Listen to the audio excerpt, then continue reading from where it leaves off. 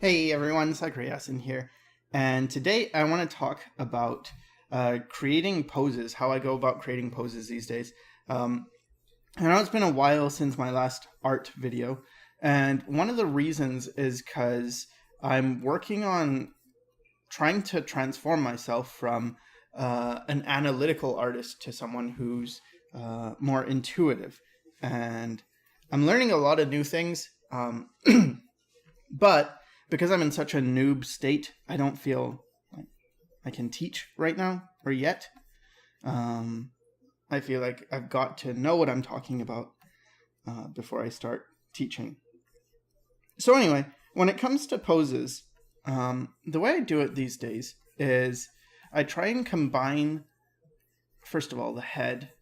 I get the head down, and then I'll get a torso, and I'm really just thinking about the head shape and how it relates to the size of this torso. So they tend to be dependent on the character I'm creating.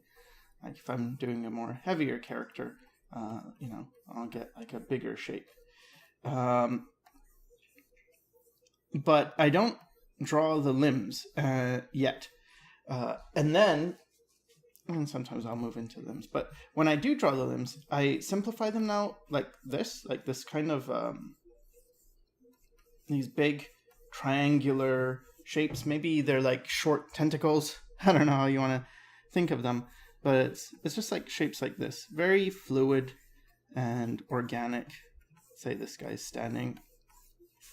So I create this, and I leave my or I keep my brushstrokes really loose and flowy, and I allow myself to experiment with positions. So for instance, let's say this guy, right?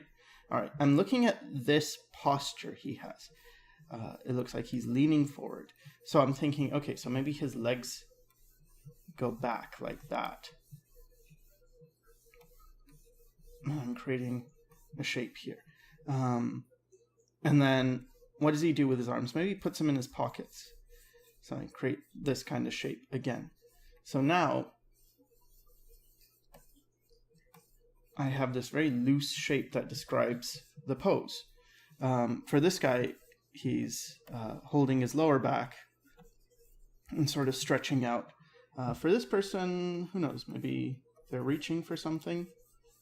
So I use these big triangular shapes because I found they work better than, or for me, they work better than when I used more like stick figure shapes. Like what I used to do before with posing. I'd create like the head, get shoulders and hips, build a torso out of that, and pelvis and rib cage, and then like get the legs in. And this helps, but it seems to help more for front views where people aren't really doing much. But when it came to foreshortened poses, even if I use a coil technique, and the coil technique, what that is basically if you draw, you do these like coiling motions to make things come forward. Even when I did that, it was like it helped, but it felt still pretty stiff. So now what I've started to do is this thing with these shapes, and what I think is going on, the reason I think it makes it easier is because you get volumes down and you can sort of observe the volumes compared to each other, whereas with a stick figure, you add the volumes on top. So you're not seeing the volumes yet. And because of that, it's a bit harder, I think, anyway. This is my, BS rationale for it. But it's harder to get your brain to get a hold of what you're seeing and how it should look. So if I did the same pose as this, but with the new way I use it. I mean, it's not that new. I've been doing it for a while now. But it would be more like this.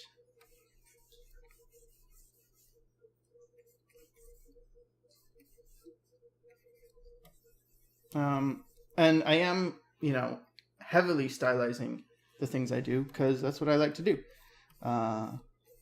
And this thing leads itself to a lot of different styles. So, I mean, at this point, it doesn't look like much, but it doesn't take a lot to flesh this out. Let's say this guy, for instance. He's got his hands in his pockets. Now, you do have to have an understanding of anatomy, of course. This is why I teach or taught anatomy first before venturing into too much else. But it's that if you don't know your anatomy, it's much harder to do things. It doesn't mean you can't use this technique, because you still can, but it does make it a bit harder.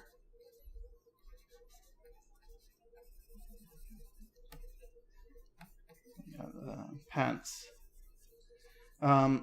So I would say, in my view, this is more of an advanced technique, just because it requires knowledge of anatomy if you want to draw realistically. But I do think it can be used pretty much by anyone if they're just going to limit the complexity of what they're working on. So like this guy, it's not, super anatomically correct, but it's okay, and he's not that detailed.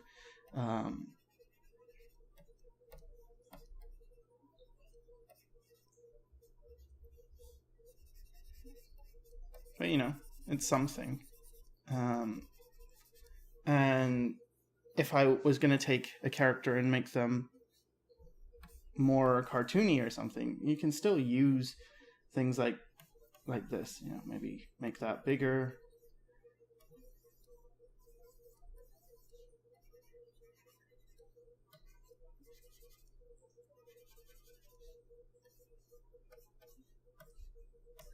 And here I get to focus less on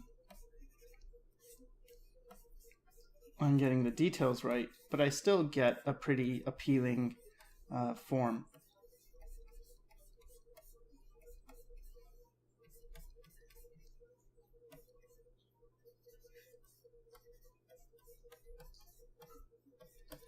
So where I really like this, though, this technique, is when I apply it to more dynamic poses, because I always had trouble with dynamic poses, and it wasn't until I started doing this, I don't know what you call it, the tentacle-y thing. Oh, and I should clarify things. So when I draw these arms, for instance, and they're all like wiggly and loose, I think about where the elbow goes, and then I draw pretty much I don't follow the squiggle as if it's exactly where things need to be, but just I let it be used as a place where things could go. And then I also make sure that the hands are within this squiggle. So let's say that you have this shape, right, from here to here. Within this is the hand, and then the arm, and same for the legs. Within that big squiggle, I'll find the knee, and I put the foot in this part, like still at the length of that, as opposed to doing something like creating a squiggle and then putting a hand at the end, or like that, and then putting, a foot at the end. That's not what I do. It's all one. Now, why is that important? The reason I think it's important is because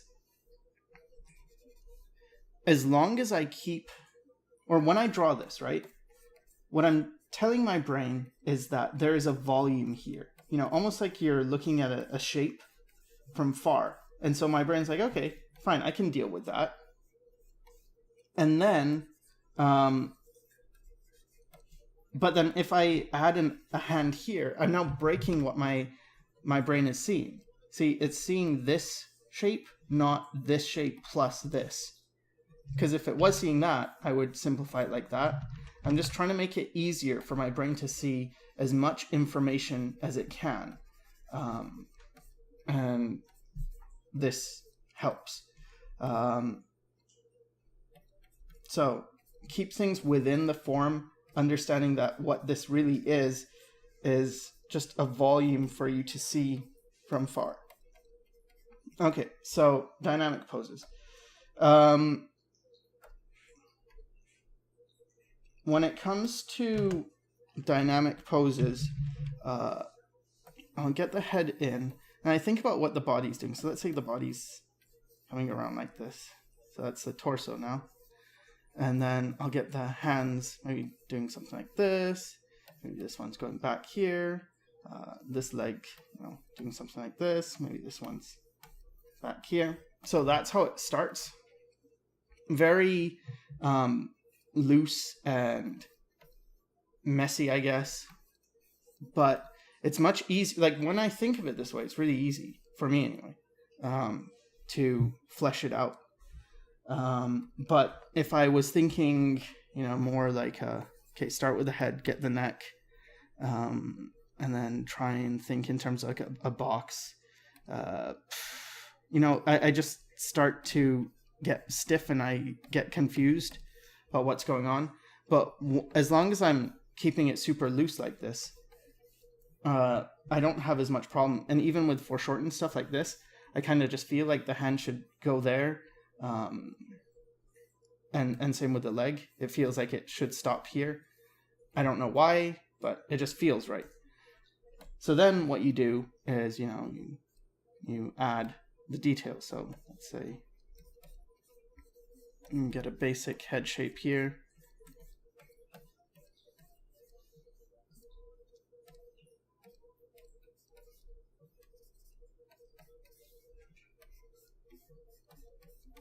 And again, the hand is within this shape. It's not like here and then put a hand on the end. It's like this. And I simplify the hands as well, keeping everything really, really simplified.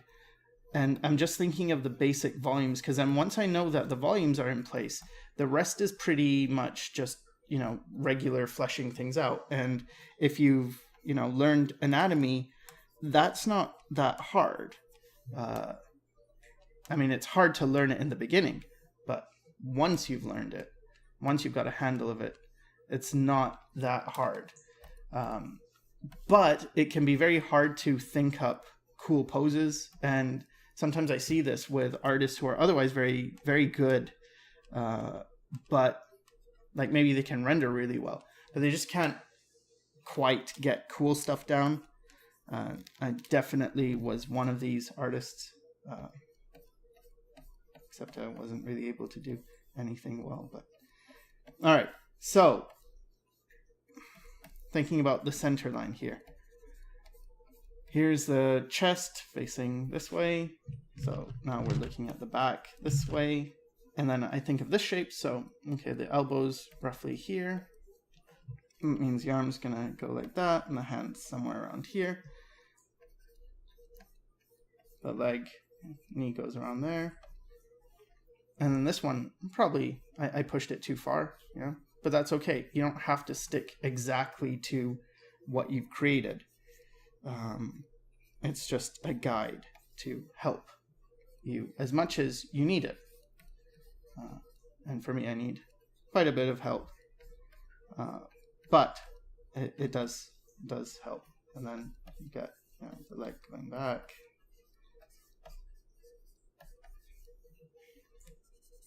And there you have a pose that you can make into more of a dynamic pose later. So yeah, it really works well when I think about things coming towards the camera. I guess poses, pretty much any pose, I guess, it really helps me. Let's just draw a girl. What's she gonna be doing? Just say she's sitting down. So got leg there, leg there. So I'm kind of just creating this type of shape. Doesn't really need to be perfect, but anyway. And then maybe the arm one's holding onto her leg like that, and then one's doing this. So see how I kind of create that very basic shape. And then it's just a matter of fleshing that out. So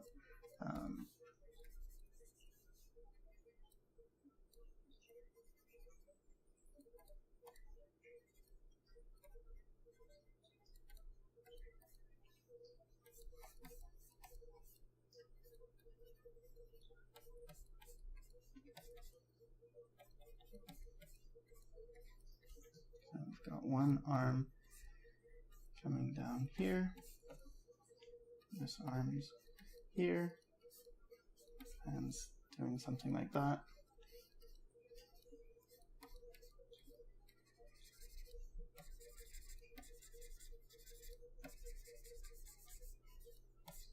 Let's make the hair more of one shape. I don't really like how it was too,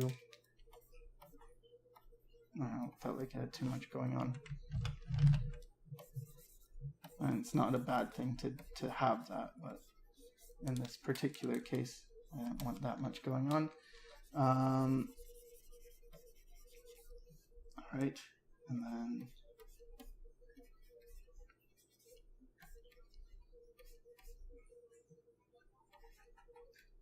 you've got this leg coming up.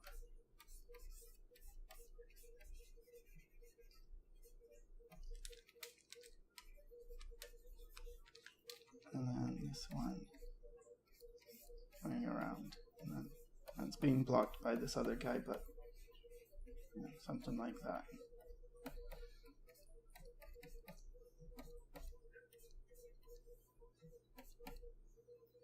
So when you remove the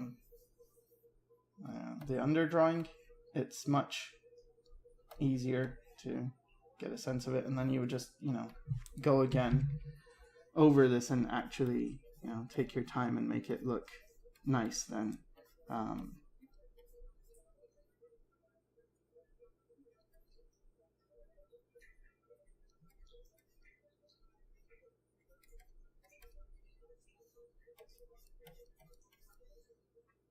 But anyway, I hope you get the idea. It helps me a lot, so I hope it helps someone. Again, I'm really not sure if this is something that would help everyone, but it does help me to see bigger volumes. And something that I guess is important to mention is what I think is really important these days is finding what works for you. It doesn't mean like, oh, you'll watch me do this and you just, okay, fine, this is the way to do it. It's more like, try this way out, and if it works for you, great, and if not, you may have to find something else that does work for you. But trust that when you do find what works for you, I don't know why her arm is up here. Doesn't make any sense. It needs to be resting on the knee. When it does work for you, then it works. So for instance, when it came to anatomy, I was told to study from anatomy books and basically just copy an anatomy book and you'll know anatomy. And I did that with George Bridgman's Complete Guide to Anatomy, and it really didn't work. And then finally I decided, well, maybe I have my own way of learning anatomy, and I mean I do, and it requires just looking at real life or looking at Google image search anatomy, where I see the origin and the insertion, then I just sort of build it in my head.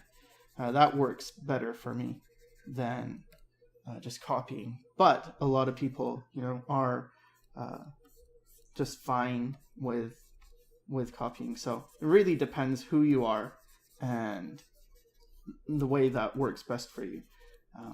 But it's important to, you know, of course, experiment just so you know, well, maybe this works. Like, will this work or not? And yeah, I hope it does help. And if not, I hope you find what does work for you. So yeah, pretty much. I guess that's it. Again, I'm not going to be making too many videos because I still feel like I need to learn a lot. But once I've learned more, I'll probably get back to teaching. So I hope this helped, and thanks for watching.